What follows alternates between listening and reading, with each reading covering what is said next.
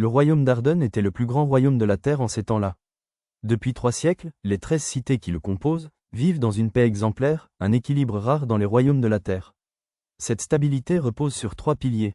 1. Le trône royal. Le roi, aujourd'hui Gorna d'Arden, règne depuis Karathorn. Son autorité est incontestée, mais il gouverne avec sagesse, laissant une grande autonomie aux cités. 2. Les Lord Protectors. Chaque cité est dirigée par un Lord Protector, gouverneur nommé par le roi mais choisi pour sa loyauté, sa compétence et son lien profond avec sa cité. 3. Le Conseil des 13. Une assemblée qui se réunit 4 fois par an à Karathorn. Les débats y sont passionnés, mais jamais hostiles. L'unité d'Arden passe avant tout. Malgré leurs différences, les 13 cités vivent en paix grâce à un serment sacré prêté au trône, des intérêts complémentaires, et une histoire commune forgée dans les guerres anciennes.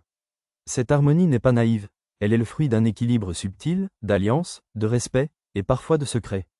La naissance du Conseil, il y a 312 ans, après la guerre des Cendres, qui ravagea les terres d'Arden, les 13 cités comprirent qu'aucune ne survivrait seule. Le roi Almérion Ier convoqua alors les seigneurs de chaque cité dans la grande salle de Karathorn. Ce jour-là, ils signèrent le pacte d'Arden, un serment sacré, tant que le trône se dressera, aucune cité ne lèvera l'épée contre une autre. Ainsi naquit le Conseil des 13, institution destinée à maintenir l'harmonie, régler les conflits et guider le royaume.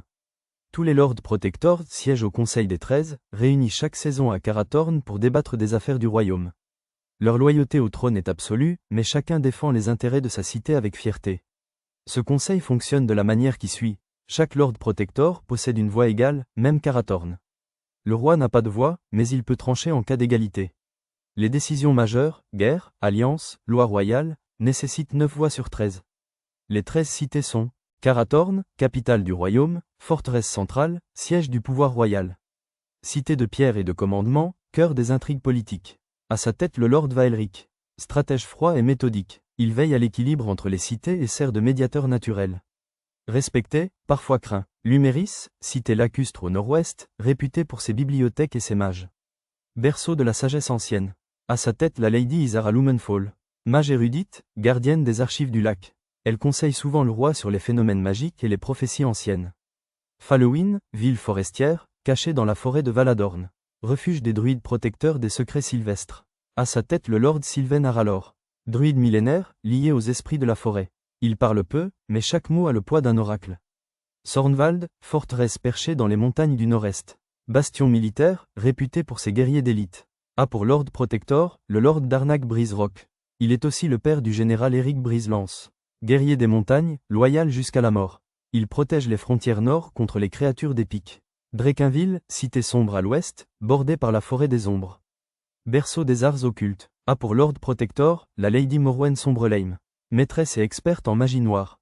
Mais loyale au trône. Elle inspire la méfiance, mais jamais la trahison. Griminheim, cité cachée dans les bois, peuplée d'alchimistes et d'érudits exilés. Discret mais influent. A pour Lord Protector, le mort Elbormir. Alchimiste discret, maître des potions et des poisons. Il fournit au royaume remèdes, élixirs, et parfois des secrets. Valoria, cité noble au sud, centre de diplomatie et de culture. Théâtre, musique et politique s'y mêlent. A pour Lord Protector, la Lady Calisandra Veloria. Diplomate brillante, charmeuse et redoutable. Elle maintient l'harmonie entre les cités par la parole plus que par l'épée. Kaelis, port marchand au sud, carrefour des échanges maritimes et cosmopolites. A pour Lord Protector, le Lord Theros Marev. Navigateur légendaire, maître des flottes d'Arden. Il assure la prospérité maritime du royaume. Grimhaven, forteresse côtière dans les brumes du sud-ouest. Réputé pour ses navires fantômes et ses légendes maritimes. A pour Lord Protector, le Lord Vémar des Brumes. Capitaine des navires fantômes, gardien des brumes du sud. Mystérieux, mais d'une loyauté absolue. Sable-mort, citadelle du désert, austère et impitoyable. A pour Lord Protector, la Lady Serette. Guerrière du désert, impitoyable mais juste. Elle protège les routes commerciales traversant les dunes d'Ascal. Azurold, cité perchée sur les falaises de l'Est. Tournée vers les étoiles, centre de l'astronomie et des prophéties. A pour Lord Protector, le Lord Altar Célestian. Astronome visionnaire, lecteur des étoiles. Il prédit les cycles, les tempêtes, et parfois, les catastrophes. Elindor, cité mystique au sud-est, bâtie sur les crêtes.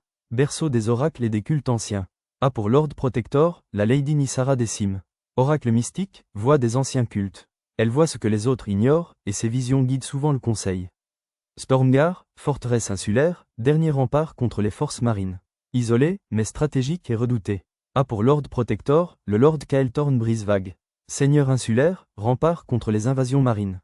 Stoïque, inflexible, mais profondément loyal. Le roi Gorna, maître des 13 cités, impose la force et la sagesse d'un souverain forgé par la guerre. Son regard sombre et son armure d'acier font de lui le rempart du royaume d'Arden, le protecteur des terres libres. À ses côtés, Vaeloria de Karathorn, reine d'Arden, est la lumière froide du royaume, beauté argentée, esprit stratégique, maîtresse des forteresses de Karathorn. Elle gouverne avec calme et clairvoyance, originaire du trône de Givre, un lointain royaume du Grand Nord. Ensemble, ils forment un couple redoutable, la reine, la pensée, le roi, la puissance. Leur union est le cœur immobile autour duquel tourne tout le conseil d'Arden.